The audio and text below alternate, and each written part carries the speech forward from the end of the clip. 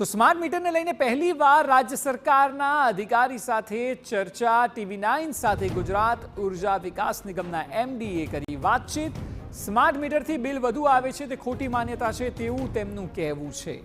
રાજ્યભરમાં 50,000 smart meter active છે તેવું જયપ્રકાશ શિવરે કહ્યું। સ્માર્ટ મીટરમાં વ્યક્તિ પોતાના વપરાશ પ્રમાણે રકમ એકાઉન્ટમાં રાખી શકે છે તેવું જણાવ્યું। 100 રૂપિયા બેલેન્સથી સ્માર્ટ મીટર શરૂ થઈ જાય છે। કોઈપણ વ્યક્તિને સ્માર્ટ મીટરને લઈને સમસ્યા હશે તો બંને મીટર લગાવવામાં આવશે તેવું તેમનું કહેવું છે। તમામ સરકારી કચેરીઓમાં આગામી દિવસોમાં સ્માર્ટ મીટર લાગી જશે। સ્માર્ટ મીટરને લઈને ટોલ ફ્રી નંબર પણ જાહેર કરવામાં આવશે। સ્માર્ટ મીટર ઝડપી ફરી રહ્યું છે, ખરેખર સ્માર્ટ મીટરથી બિલમાં વધારો થઈ રહ્યો છે, શું કોન્સેપ્ટ છે? સમગ્ર મુદ્દે વાત કરવા માટે આપણી સાથે ઉર્જા વિભાગના ગુજરાત ઉર્જા વિકાસ નિગમ લિમિટેડના એમડી જયપ્રકાશ શિવરેજી ઉપસ્થિત છે। સર, આખા રાજ્યમાં એક તો ગરમી છે અને ગરમીની વચ્ચે એક વાત આવી રહી છે કે સ્માર્ટ મીટરથી બિલ વધારે આવી રહ્યું છે, તો આ સમયમાં સ્માર્ટ મીટર ઇમ્પ્લિમેન્ટ કરવાનું કારણ શું છે? એ સ્માર્ટ મીટર જેમ નામ બતાવે છે વધારે સારો મીટર છે, એમાં બેટર ફંક્શનાલિટી છે અને એક્યુરેસી વધારે સારી છે। જે રીતે આપણે સ્માર્ટ ડિવાઇસીસ લાવીએ, ફોન હોય કે ટીવી હોય કે ઇલેક્ટ્રિક વ્હીકલ હોય, આમાં આપણને વધારે સારી ફંક્શનાલિટી મળે છે। એટલે આ એક સારો મીટર છે। આ બધા ફીચર્સ આમાં સારા છે જેથી લોકો એમનું વપરાશ જોઈ શકે। આમાં એપ ડાઉનલોડ કરીને આપણે ગમે ત્યાં હોઈએ, ફરતા હોઈએ, ઓફિસમાં હોઈએ, એટલે આપણે ઘરે કન્ઝમ્પશન કેટલું છે દરેક કલાક વાઇઝ કન્ઝમ્પશન જોઈ શકીએ, આનું કંટ્રોલ રાખી શકીએ। જ્યારે ગમે ત્યાંથી આપણે બિલ ચૂકવી શકીએ, ક્રેડિટ મેળવી શકીએ। આ બધા ફીચર્સ છે આમાં। ભવિષ્યમાં જ્યારે ભારત સરકાર ટાઈમ ઓફ ધ ડે ટેરિફની વાત કરી રહી છે, આમાં આપણે વારંવાર એવા પ્રશ્નો આવે છે કે જ્યારે સોલર આવર્સ દરમિયાન સોલર એનર્જીમાંથી સસ્તી વીજળી પેદા થાય છે, ત્યારે આપણને રેઝિડેન્ટ્સને લોકોને ફાયદો આપી શકીએ આ સસ્તા પાવરનો।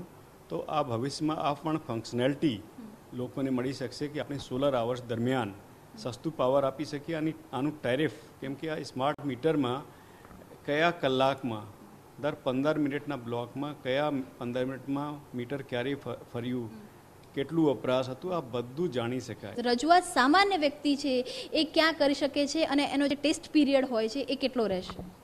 આમાં લોકોને જ્યાં સુધી સંપૂર્ણપણે વિશ્વાસ ના આવી જાય, મહિના, 2 મહિના, 1 વર્ષ, 2 વર્ષ, જ્યાં સુધી આ લોકો કહેશે કે આ તમે ચેક મીટર ચાલુ રાખો, અમે આ બંને મીટર એમના ઘરે ચાલુ રાખશું, અમને જરાય ઉતાવળ નથી। લોકોને આ સિસ્ટમમાં વિશ્વાસ આવવો જોઈએ કે આ સિસ્ટમ વધારે સારો છે। હું આપને એક દાખલો આપવા માંગુ છું। અગાઉ ટોલ નાકામાં ટોલ કલેક્શન માટે લાંબી લાઈનો લાગતી હતી। સરકારે ફાસ્ટેગની વ્યવસ્થા કરી। આ વધારે સારી વ્યવસ્થા છે, સ્માર્ટ વ્યવસ્થા છે, એટલે હવે ટોલ નાકામાં લોકોને ઊભા નથી રહેવા પડતું। આ જ રીતે આપણે બેટર સિસ્ટમ તરફ જઈ રહ્યા છીએ, એટલે લોકોને વધારે સગવડ મળે। એટલે આમાં કંઈ ટોલ ટેક્સ વધી ગયું ફાસ્ટેગ લાવવાથી એવી કોઈ બાબત નથી। એટલે આ લોકોમાં જે ભ્રાંતિઓ ઊભી થઈ છે, કેટલાક લોકોએ ખોટા મેસેજ વાયરલ કર્યા, આ શંકાનું અમે સમાધાન કર્યા વગર કોઈને ફોર્સ નથી કરવાના કે તમે સ્માર્ટ મીટર લગાડો। વર્તમાન પરિસ્થિતિમાં સ્માર્ટ મીટર એ ફરજિયાત નથી। અમે લોકોનો વિશ્વાસ જીતશું, અમે બતાવશું કે આ તમારા સારા માટે થઈ રહ્યું છે, અને જે લોકો સંમત થશે એમના ઘરે અમે પહેલાં લગાડશું, કેમ કે એમને સારી ફંક્શનાલિટી મળવાની છે। અમે GERCમાં પિટિશન દાખલ કરી છે કે જે લોકો સ્માર્ટ મીટર લગાડે એમને 2% રિબેટ મળશે પ્રીપેડ રિચાર્જમાં। એટલે પ્રીપેડ રિચાર્જની આપણે વાત કરી, એક ફરિયાદ એ પણ આવી રહી છે કે સામાન્ય અત્યારે જે વર્તમાન મીટર છે તો એમાં રીડિંગ આવે છે અને ત્યારબાદ બિલ ભરવું પડતું હોય છે, પણ સ્માર્ટ મીટર છે એમાં તો પહેલાં જ પૈસા ભરવા પડતા હોય છે અને જે મીટર બંધ થઈ જાય છે તો અચાનક જ વીજળી કપાઈ જાય છે, તો શું કેવી રીતે પ્રોસેસ કરે છે અને આ જે પહેલાં પૈસા ભરાવાની આખી જે સિસ્ટમ છે શું છે? આમાં તમામ ફ્લેક્સિબિલિટી છે। મિનિમમ રિચાર્જની એમાઉન્ટ 100 રૂપિયા છે। આપણું માસિક વપરાશ માનો કે 3000 હોય તો આપ 3000 રિચાર્જ કરાવી શકો, અથવા 100 રૂપિયા, 500 રૂપિયા, 6000 રૂપિયા, જે પણ રીતે આપને રિચાર્જ કરાવવું હોય ગમે ત્યારે આપ રિચાર્જ કરાવી શકો। UPIથી લિંક છે, આપણે ગમે ત્યાં બેસા રિચાર્જ કરાવી શકીએ। આમાં બધી ફંક્શનાલિટી છે। ફાસ્ટેગમાં પણ લોકો એડવાન્સમાં પૈસા ભરે છે, કેમ કે લોકોને ત્યાં 1 કલાક ઊભું નથી રહેવું કે લાઇનમાં ઊભા રહેવું હોય ટોલ પે કરવા માટે। એટલે આ જે સિસ્ટમ્સ છે આ સારા સિસ્ટમ્સ તરફ આપણે જઈ રહ્યા છીએ. આપણા રાજ્ય રીડિંગ માટે કોઈ વ્યક્તિ ત્યાં નહીં આવવું પડે, એ ઓટો સિસ્ટમમાં દેખાશે. બિલકુલ આપણા રાજ્યમાં મોટા ભાગના લોકો 2-4% બાકાત કરી દઈએ તો સમયસર બિલ ભરે છે. એટલે આપણે એવા તડકામાં પણ એવી ગરમીમાં પણ સતત વીજ પુરવઠો મળી રહે છે. એવી પરિસ્થિતિમાં લોકોને વધારે સગવડ કઈ રીતે મળે આ દિશામાં પ્રયાસ છે.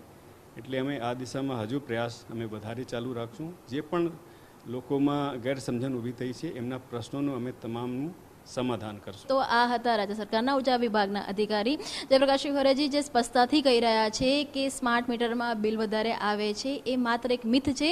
તેમ છતાં પણ લોકોને સંતોષ નહીં થાય ત્યાં સુધી તે અંગેની જે કાર્યવાહી છે તે સતત કરવામાં આવશે. નોર્મલ મીટરને પણ સાથે રાખવામાં આવશે અને કોઈ પણ ક્વેરી હશે તો તેની માટે ઉર્જા વિભાગની ટીમ છે તે સતત સામાન્ય લોકોના સંપર્કમાં રહેશે. જે રીતની હાઈટેકની વાત કરવામાં આવી રહી છે એ આખરે ફાસ્ટેગની વાત કરવામાં આવે કે અન્ય સુવિધાની વાત કરવામાં આવે, તે જ રીતે ઉર્જા વિભાગમાં હાઈટેક થવાનો આ એક પ્રયાસ છે. પરંતુ જ્યાં સુધી લોકો સંપૂર્ણપણે વિશ્વાસ નહીં મૂકે, આ જે સેવા છે તે માત્ર મરજિયાત ધોરણે રહેશે. કેમેરામેન નવની સાથે કિંજલ મિશ્રા, TV9 ગાંધીનગર.